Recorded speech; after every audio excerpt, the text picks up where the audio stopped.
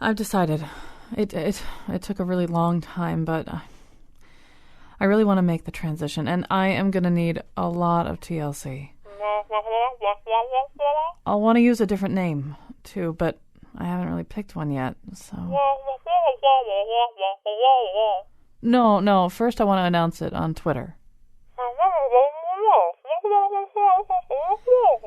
I'm familiar with the arguments for keeping it private, but I believe that by letting other people know that I'm making this change, then, I don't know, maybe I could give them courage to wrestle with their own choices, you know? So, how many months do you think it'll take? Kion, I couldn't help overhearing this. I had no idea. As your friend, I wish you had talked with me about your plan to become a man. Wow, I've heard a lot of terms for dropping cable, but I've never heard it described that way. Oh, I misunderstood. But could we talk about that? Because for a long time, I've been feeling the real me, the dish Greg, is trapped inside this Comcast Greg body. I've seen that in you for such a long time. I've been waiting for you to see it for yourself, Greg. Will I still be able to use the cable subscriber's bathroom? Some things about this may be strange at first. Meanwhile, today on The Nose, a Caitlyn Jenner conversation. And now he's looking back on all those camping weekends with Dennis Hastert in a whole new light. Colin McEnroe. Oh, good, you're still there. Remember, I need a lot of TLC. I am totally addicted to Say Yes to the Dress and the Duggars. Looking back on that whole Dennis Hastert thing, yeah. I mean, he said, well, it's cold, we should use the same sleeping bag. I don't know. I've got a lot of memories that are kind of jumbled up right now. All right, so it's time to do the nose. Time for the nose to speak. With us as our writer, author Rand Richard Cooper, and musician and producer Jim Chapdelaine, and making her second appearance on the nose, but still claiming to be having some jitters. Kate Rushin. She's a poet, former director of the Center for African American Studies, visiting writer at Wesleyan University, and many other things besides. And so we're going to. There's no way we're not talking about Caitlyn Jenner.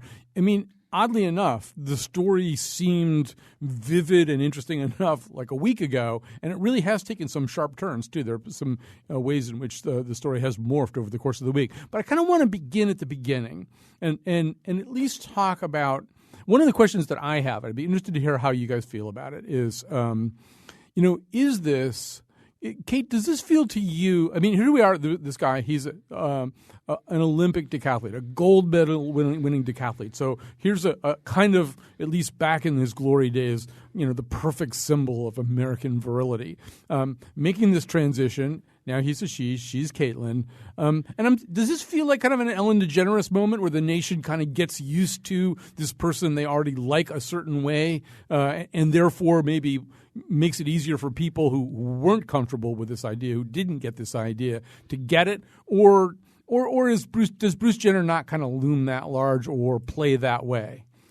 Well, I hope that Bruce Jenner coming out as Caitlyn Jenner makes more space for the people in between the perfect hyper-masculine athlete on the Wheaties box and the perfect hyper-feminine Caitlyn on Vanity Fair, because most people, trans or otherwise, don't live in Hollywood.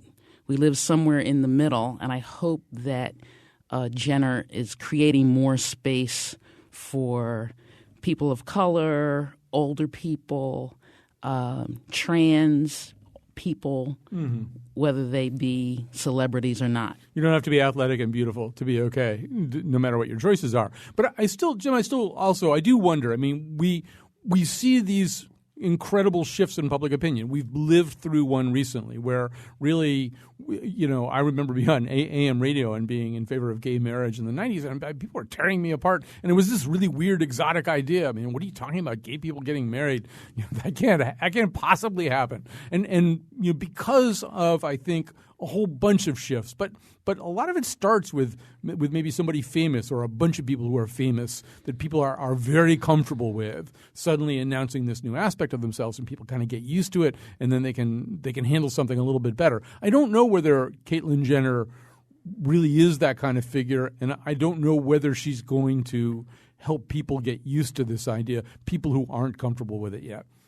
From my very unofficial Pew surveys that I've been doing, I would say that maybe, yes, to the general public, she could now be some sort of figurehead for this, an awareness movement at least, as was the woman Kathy, who was a former Navy SEAL who came out and is apparently raising millions and millions of dollars for the trans community.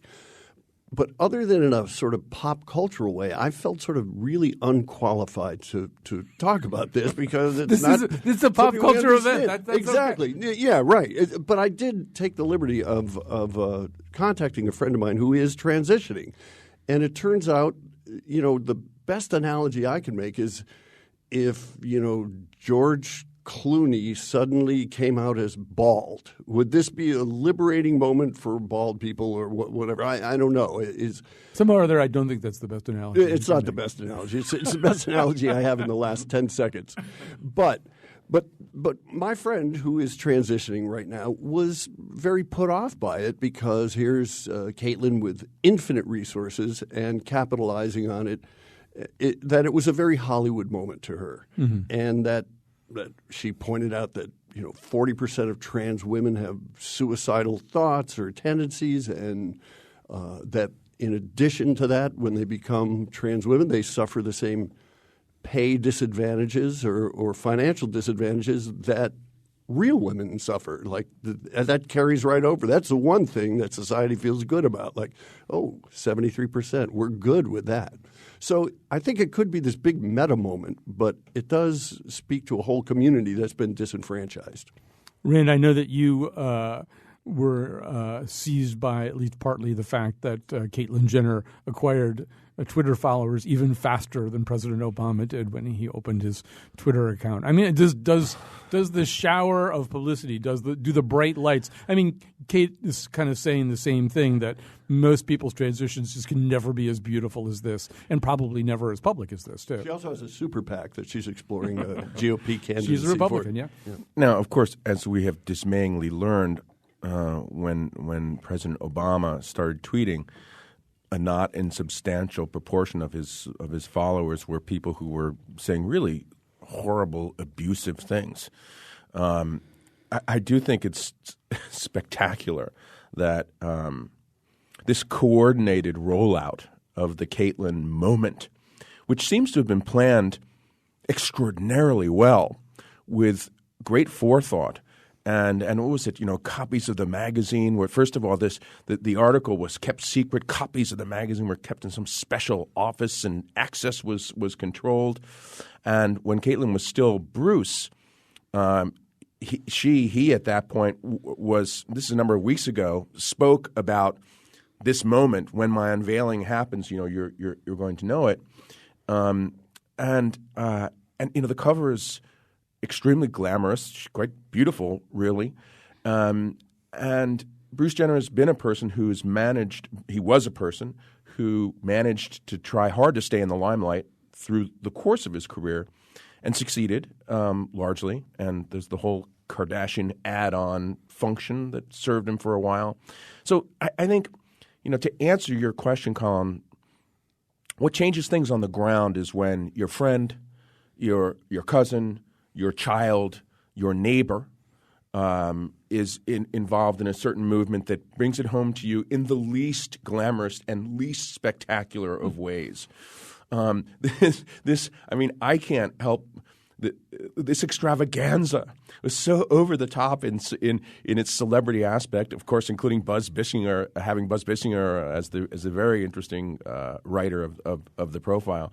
That I don't know. I think some people are going to feel that's so remote from me because it's so spectacular and glamorous and well orchestrated. Graydon Carter, the editor of Vanity Fair, was questioned about this rollout, and he said something like, "Well, all stories have always come with a rollout." Mm-hmm. And I thought about Homer and Milton and.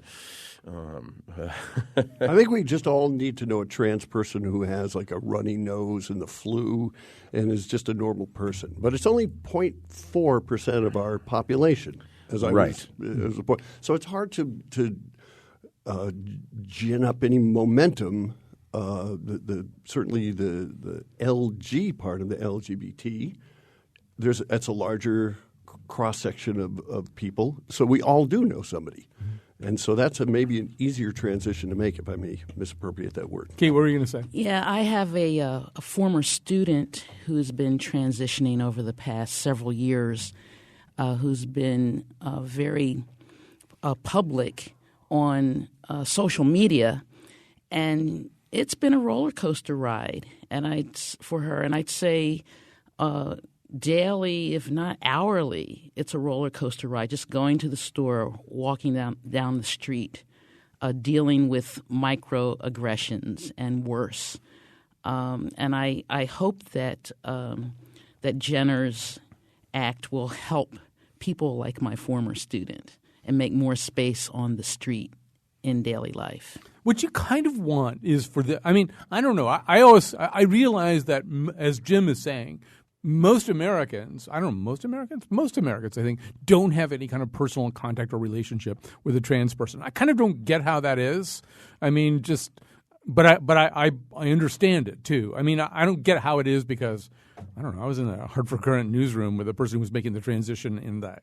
But you just said 0.4% of the population. But it's also That's probably more closeted than some of the other things, especially now where being gay is, this would be the time. Yeah. This is your time. Oh, now. yeah. No, and I mean, I do think that it's sort of the last tripwire, or at least the last tripwire I can see. I mean, it really isn't cool. I don't think anywhere in America. I mean, obviously there are pockets and stuff, but it really isn't cool to be homophobic anymore. I mean, unless you're Mike Huckabee. Yeah, I mean, even he's more transphobic. We'll come to that, but it's just not cool to be homophobic. And really, this battle is all over but the shouting, right? The gay marriage battle is all over but the shouting. True. Yeah, I mean, it's a played out subject, but we're also, I think, a species that still really likes to struggle around these questions of what our sexual identities mean, what our genders are, and stuff like that. So it turns out this is the new frontier. This is the thing. I mean, you're sort of almost not allowed to be freaked out by homosexuality anymore. But that's, as we've seen this week, I think for a huge swath of America, it's okay still. I mean, we had this amazing caller on our show a couple of weeks ago when we were doing a show about this who just absolutely was not down with this in any possible way and wasn't shy about talking about it. And I think that does make it a kind of I mean, we looked at stuff, including stuff from Mike Huckabee, that indicates to you how tense this actually is. Well, that last piece you sent from that columnist in was it the Pittsburgh newspaper? Pittsburgh Post-Gazette, yeah, which is kind of a... Yeah, I don't know, maybe you want to sum that up? We could talk about that briefly here. It was a piece by Jennifer Graham, who I believe is an editor there. But and the reason I know about this piece, I should say, is that John Dankosky is from Pittsburgh originally, and he saw this, and it made him so mad, and that he took to Facebook about it. So anyway, and so her argument basically is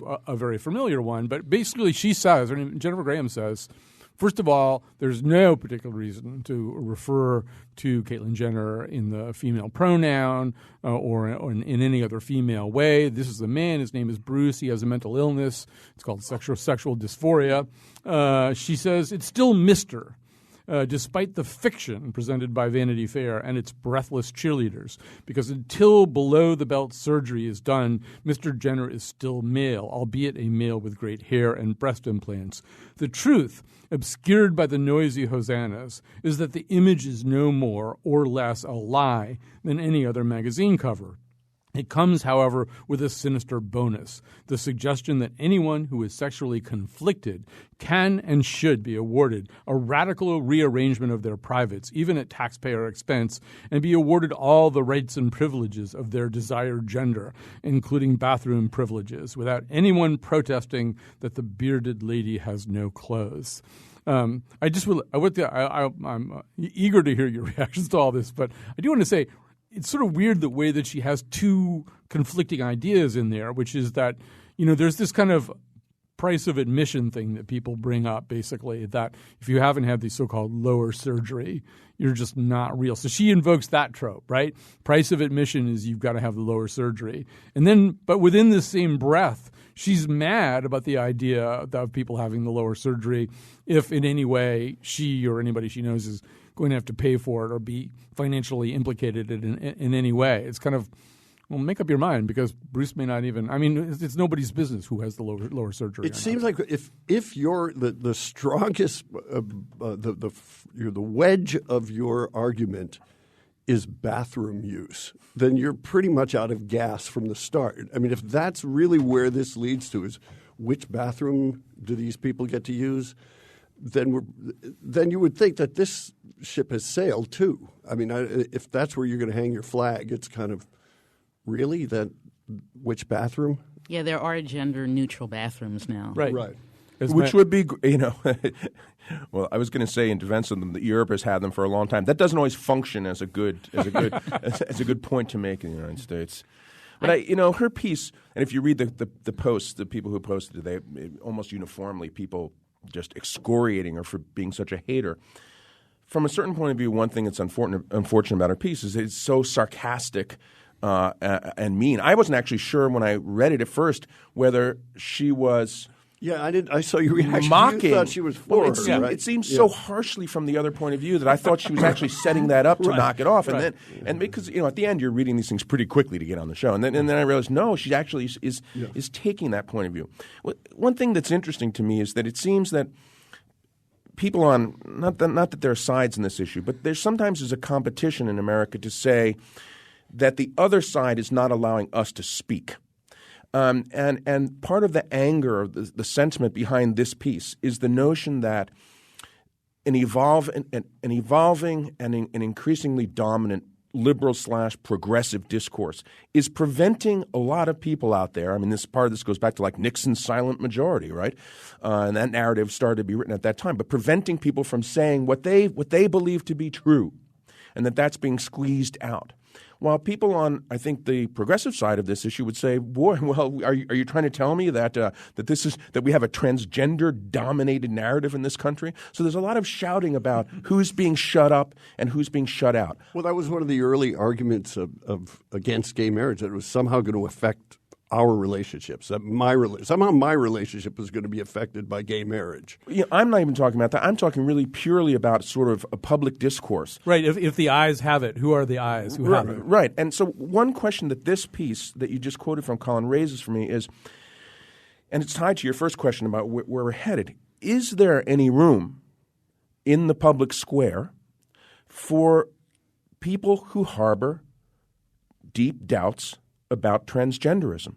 Sure. There has to be, right? I'd love to hear from all of you about that. I want to hear from you, Kate, first. But I do want to say this: like, I even had a little, social media is now where we have these run-ins, right? We don't have them in coffee shops or grocery store on your show or on the show. So I don't know. There was somebody. We're going to get to this ESPN Courage Award thing, but somebody had posted somebody else's thing about how Caitlyn Jenner should not be getting a Courage Award and it should be going to the Lauryn Hill, the young woman with cancer, or to the Iraq vet, who the amputee who's pursuing sports, and somewhere in that piece there was a slighting thing about how, well, just because Bruce Jenner doesn't like the way he looks, that doesn't make him courageous. And I just I wrote back. Somebody had shared this with me, and I just said, we can debate some of the parts of this argument, but I mean that's not cool. I mean, this is a much bigger thing than Bruce Jenner doesn't like the way he looks. And right away some guy came back at me with his own kind of Christian conservative based argument that, it was all about the Lord made you this way, you don't get to decide, and he goes, and he said, and I hope you'll just accept that that's my opinion and we have to agree to disagree. And I thought, I do. I mean, I don't want to hang around with you probably, but no, that's fine. That's fine if you think that. I mean, it's not fine if you act on that, if you discriminate on people against people based on that, if you use that to foment violence or even, as you said, Kate, microaggression based on that. But if in your heart you can't get there, well, then that's what's in your heart right now. Well, I guess I shouldn't have been surprised to read online that Bristol Palin and Sarah Palin and others are jumping into the debate. Right. And I was momentarily shocked to realize that some people see Caitlyn Jenner and the media attention that she's getting as an affront to the Bible, and that really hadn't crossed my mind. I think about what people say. God didn't create Adam and Eve. Adam and Steve. Yeah, he created Adam and Eve. But then again, I have to think about the work of the professor Anne Fausto Sterling, who wrote Sexing the Cherry, and she talked about the fact that in terms of anatomy, humans are along a continuum, and it's not even always clear to the doctor or to the parents what gender or sex, what sex a person is when they're born. And I just think we have to get away from these binaries that we all don't act the same. We're not the same physically. We're not the same in terms of our self-perception or our gender identity. And having said all that, I'm afraid of anesthesia, so I don't want to go under the knife for any reason. And I don't Have quite you tried understand. the new anesthesia? Yeah. You're going to like it. One thing I do want to ask here is there any, and we did sort of touch on this in our emailing, so who was Bruce Jenner? Who is Caitlyn Jenner? Obviously a very distinguished athlete, but then a participant in a lot of reality television that I frankly have not watched, but I am aware of. Part of this whole Kardashian constellation that you could just... Where's Jacques? Where's Jacques Lamar when we need him? So, just to Kate Rush's original point, which is somehow or other, most of us have to live in this valley between the beautiful man on the Wheaties box and the beautiful woman on Vanity Fair. Can Caitlyn Jenner really be a placeholder for all the people making these complicated choices and navigating all these complicated things when, in fact, this is so different, right? It started in the context of reality television where people with no filter and no boundaries exhibit every possible aspect of themselves for God knows what reason. I don't really understand why they do that. And then this has been pipelined directly to Vanity Fair, the Twitterverse, and anywhere else. This, in some ways, Rand, this feels a little sui generis as opposed to symbolic of everybody else's journey. I'd say two things to that. First, it's probably a mistake ever to underestimate the power of celebrity in the popular imagination. Celebrity is a production of the popular imagination. And although any of us might sit here and deconstruct that as a valid way for any individual living here among the hoi polloi to understand his or her life, the reality remains that Americans do. And so if you're going to make this argument that she will be an effective path forger for people, it really is an argument based on the seemingly endless grip that celebrity has on our imagination, and that's an essential dynamic. But on the other side, I will just say again, and I don't want to contradict you, Colin. You said earlier you think it's sort of peevish of people to say this about Bruce Jenner and his looks. One of the challenges that faces anyone who's Caitlyn Jenner's age is how do you handle your age gracefully? This is a person who's soon going to be pushing 70. Is sort of this the model of what the near septuagenarian should be doing in terms of handling physical aging gracefully? She looks like she looks like Mariska Hargitay. She looks like a 38-year-old gorgeous woman. That any man. Trans 70 is the new cis 50. Right. So that bespeaks again the distance from the real people's lives. So what I see is this interesting dynamic, very distant on the one hand, but also with star power. And I don't think people are immediately heaping upon her that she is now the spokesman for the trans community. She's just a celebrity undergoing this. There's still this vast community of people who have many spokespeople for them. Janet Mock and Laverne Cox, who are kind of – but these are all people who, from what I've read about, sort of conform to what they call transnormative beauty. And so it's easier for us, the cis community, to sort of access that. And the other thing that people aren't talking about is regardless of whether you're on the luxury liner transition or you're in cargo, there is probably an enormous amount of pain associated with this experience. It's a lifelong bag that they're carrying, and Caitlyn Jenner found a way to do this like in her own personal jet, while other people have to do it in a closet in Brooklyn. Well, this may have helped get her the jet. Yeah. I mean, that's that. I just have to say that. There's that is Kris Jenner, who was generating most of the income for the last 10 years. Right. What were you going to say, Kate? Well, I'll just say I have actually seen the Kardashians a couple of times, and I always thought that Bruce Jenner sitting on the couch, just I don't know, he looked like to me like he was a depressed Dagwood Bumstead, and so I'm hoping to see some other spirit coming out of Caitlyn Jenner. And I must say I was really quite moved by her conversation with Diane Sawyer, most specifically when she said Bruce was always lying. And that really moved me. And I think a lot of people will be able to relate to Caitlyn Jenner on that level. And going back to something that Jim said, I also read about Laverne Cox from Orange is the New Black. And I had forgotten that she was on the cover of Time last year. And she is an activist, and she does speak out for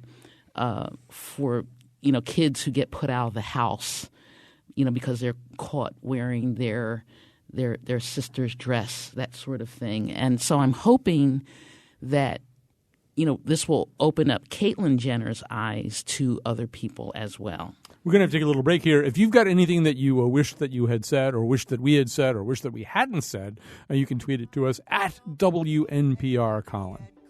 Keep those cameras rolling. Kim is clearly going. Kanye probably wants to date me. Hey, nice to meet you. My skin's still pasty, but here's my cover. So call me Caitlyn. Hey, 65-year-old. Classy lady. Hey, Chris, move over and call me Caitlyn. All right, we're back. We're going to change gears a little bit here. By the way, here on the nose today, we have Rand Richards-Cooper and Jim Chaplain and Kate Rushin. We're going to change gears a little bit here. This is a piece that I think Betsy Kaplan pointed us to. This is a piece by the New Yorker's excellent essayist Adam Gopnik, and he's looking at something that's in the news today because it's also kind of a moving target a little bit. It's the story of former House Speaker Dennis Hastert, the longest-serving Republican speaker in history. He was indicted last week by the Justice Department. He was accused of lying to the FBI about a series of bank withdrawals he made just below the $10,000 reportable limit, and the payments seem to have been made to somebody identified in the indictment as Individual A. This seemed to have something to do with repressing the story of a sex scandal that Dennis Hastert wanted repressed. We still don't have this is not all exactly precisely pinned down today, but what we have, among other things, is the sister of a young man who was the equipment manager back when Dennis Hastert was a high school wrestling coach. And this sister is saying it was my brother. They had a sexual relationship over many years while my brother was a high school student. And since then, that young man has died of AIDS. But this is what it's all about. It's still sort of not exactly clear, as Jim pointed out, I think in one of the emails, who exactly Dennis Hastert was paying. But that seems to be the story. I mean, we say this with the proviso that, things could conceivably change. But this is kind of the way the story has shaped up. And so Adam Gopnik used this as an example of how we've changed. And Rand, I'm going to start with you. He's sort of saying, well, we went through the 90s and the Clinton scandal, which really was, he says, a sex scandal. No matter what you call it, whether you say it's about perjury, it was really a sex scandal. And even then, it was slowly becoming clear as each shoe dropped that Clinton was being persecuted by men who had comparable problems. Newt Gingrich really kind of had two of these kinds of stories, and one of them actually involving an intern pretty much simultaneously. It's Callista, who is now his wife, but she was an intern almost simultaneously with Monica Lewinsky and Bill Clinton.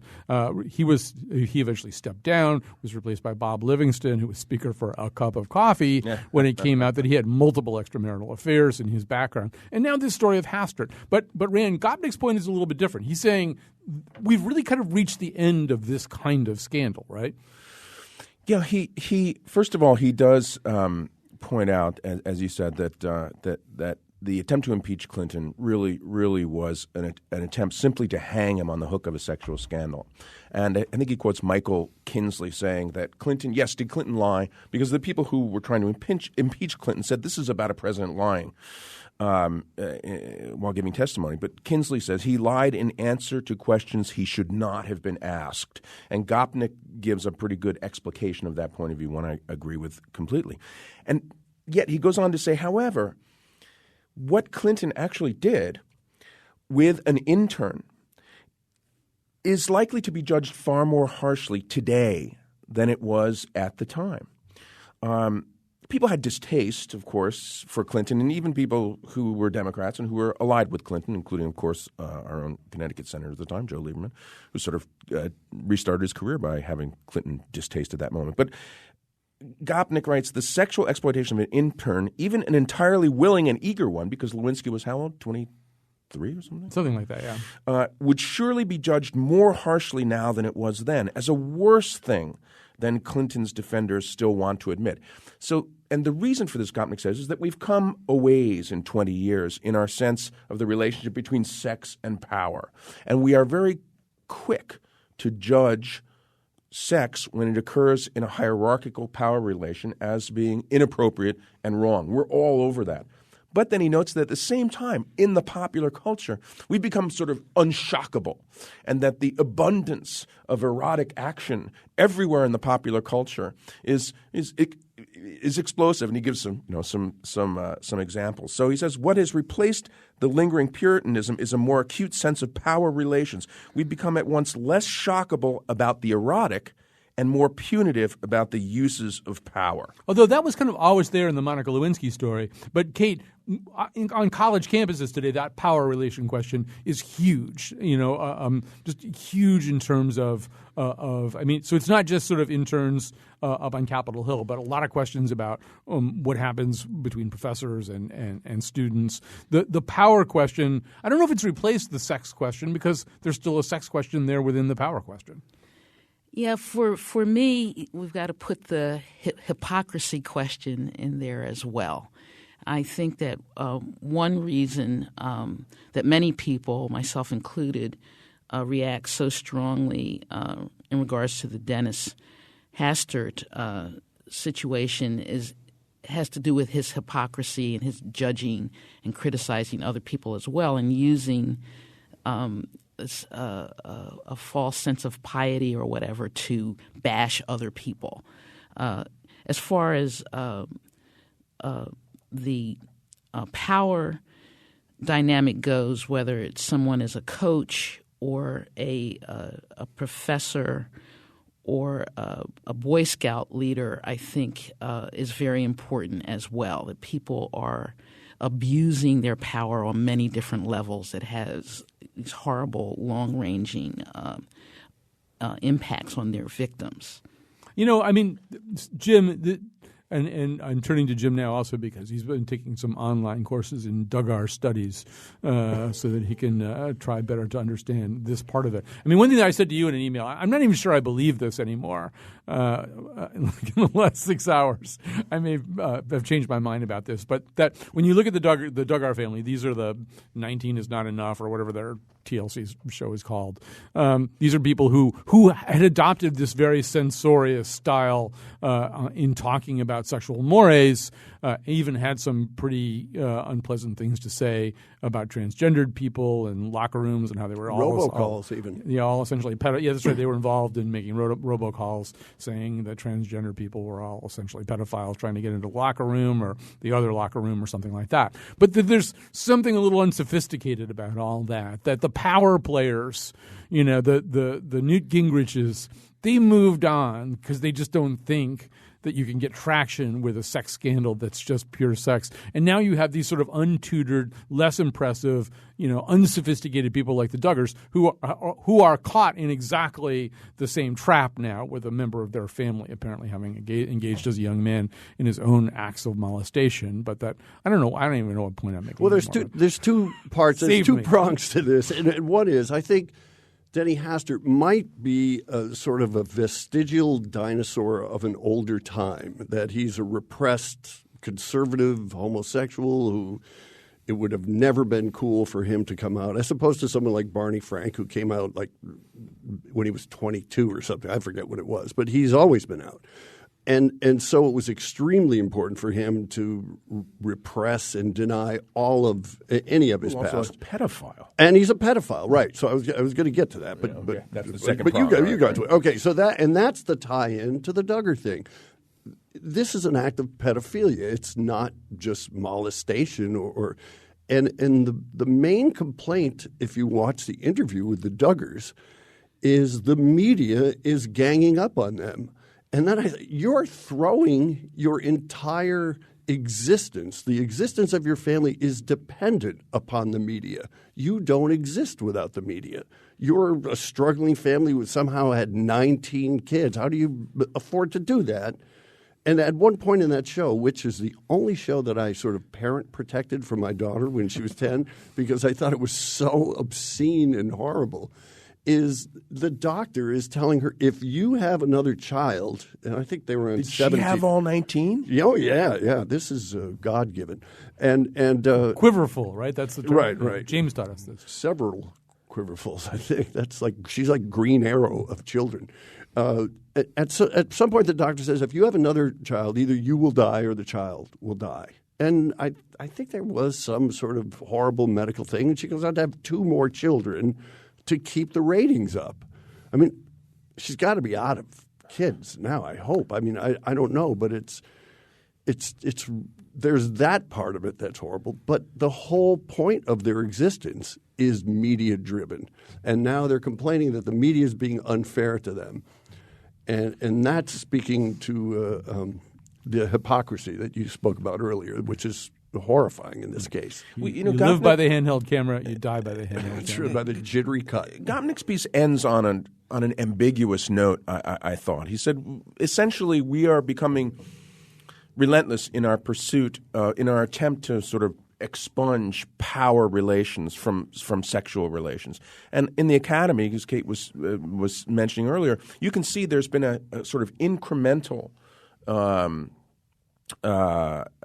set of increasing prohibitions for what is acceptable between professors and students. It used to be that, basically students are adults, professors and students can have sex. Then it was, they can have sex, but not if they're in your class, because that's a power relationship. And now most colleges and universities are developing codes of behavior that forbid it completely. I remember an anguished essay written by a UMass professor a number of years ago who had married a person who had been his student, and he made a pretty cogent case for that being, not only an acceptable thing, but actually an important thing.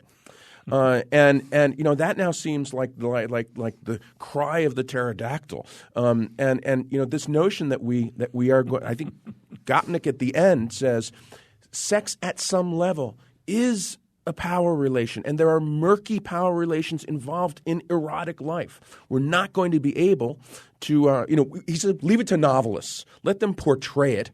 Don't let us police it. Yes, police it to the extent that we have to in order to prevent really depraved things from happening. Having gone to a Berklee College of Music, I can assure you there was absolutely no sex that ever took place on any level by either a professor or a student in any part of their lives during that period. Well, he does say, Kate, we shouldn't spy on or persecute other people having sex unless some reprehensible or criminal act is involved. But, that leaves wide open. The truth is, the first time I read that piece, I thought, well, yeah, it's sort of true that maybe you can't get in trouble anymore for just having sex, right? I mean, there has to be some other dimension to it. But then I thought, there's always some other dimension to it. So post-Clinton, you've got John Edwards. Well, John Edwards managed to be incredibly creepy even at a time when people are getting a little bit desensitized to some of these issues of infidelity because of who Elizabeth Edwards was, because of other aspects of this, because of the fact he wasn't sure whether he'd fathered a child. He tried to get a staffer to take the blame for the whole thing. Remember that? Elliot Spitzer got in trouble, not in a way that has ended his career. He's still sort of viable on the media, but because he was an attorney general prosecuting prosecution. Anthony Weiner. I mean, the truth is there is no such thing as just having sex, right? There's always context, and the context is frequently a problem. And it's about power. And I got to go back to something that Jim said that it's really disturbing to me about the Dennis Hastert affair, scandal, is that the assumption by a lot of people is that Dennis Hastert is a closeted gay man, and that is not known. I think more pertinent is that he's a man in power who abused his power. And I think we always have to go back to that.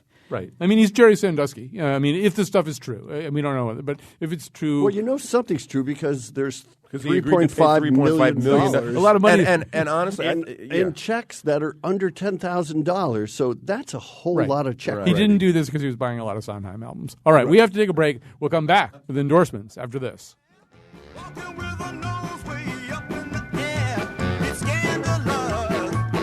What they're saying when they look at us, it's scandalous.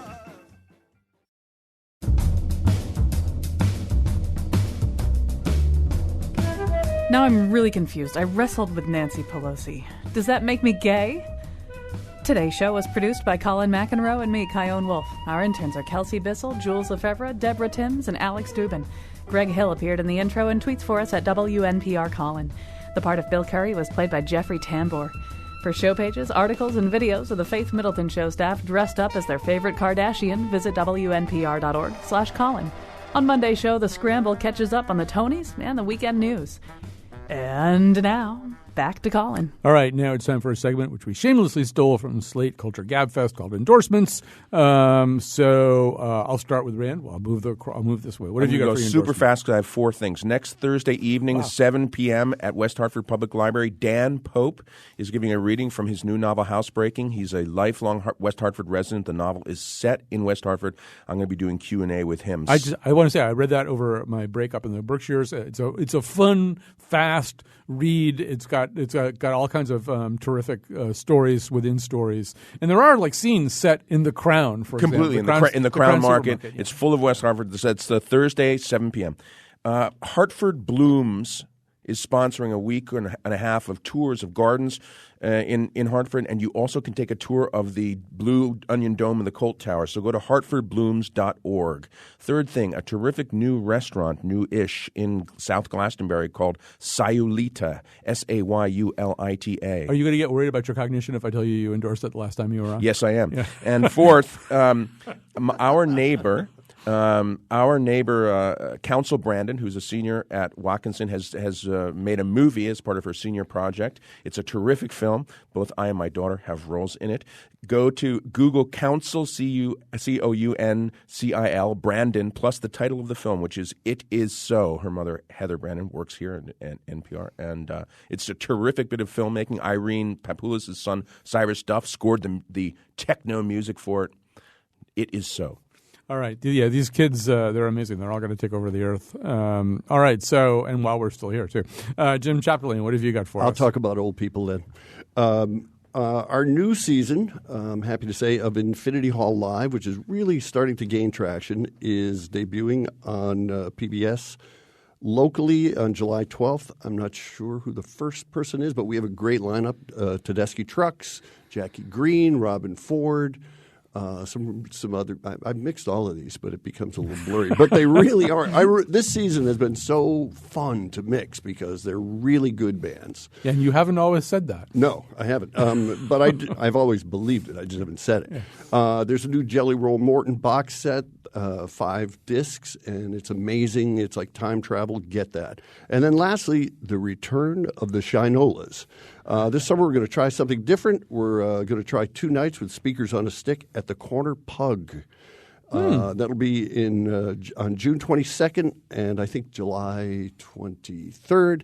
And then we'll be back at the main pub for August 17th, a Monday. So that's the one that's in Manchester, right? Right. So 2 Tuesdays and a Monday. We haven't been around in a long time, so come on out and help support live music. Shinolas is Jim's amazing band, and they are one of these bands that can kind of play anything in any style. And I'll never forget Chris Collingworth from Fountains of Wayne saying, as he guest performed to the audience, "I hope you realize what a great freaking band this is," although he did not say freaking.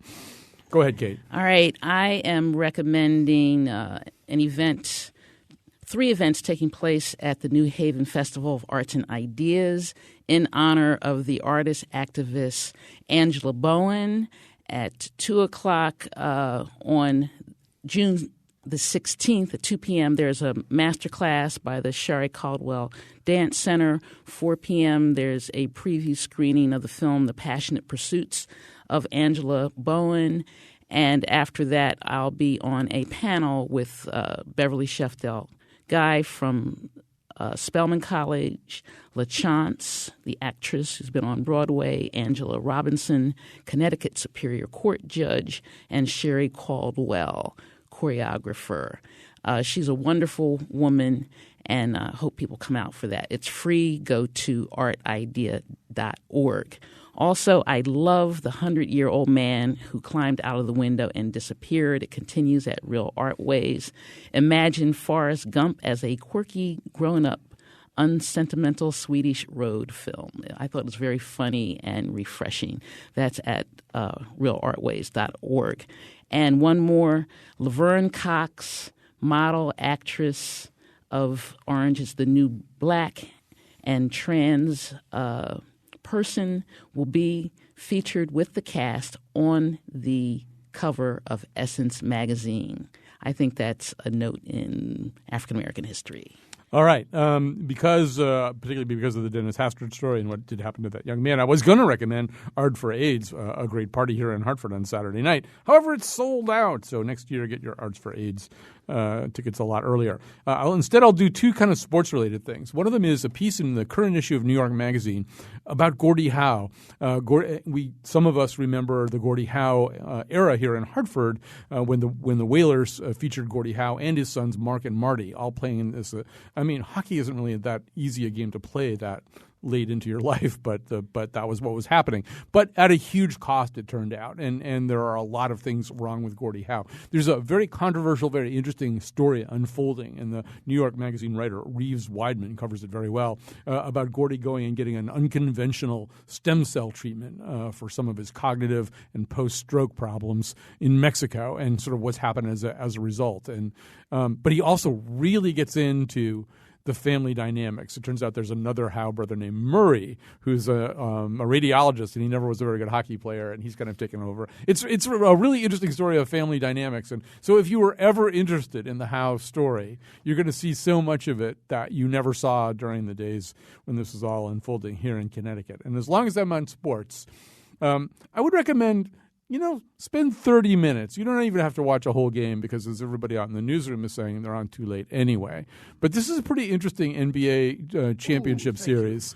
And Stephen Curry is certainly worth the price of admission all by himself.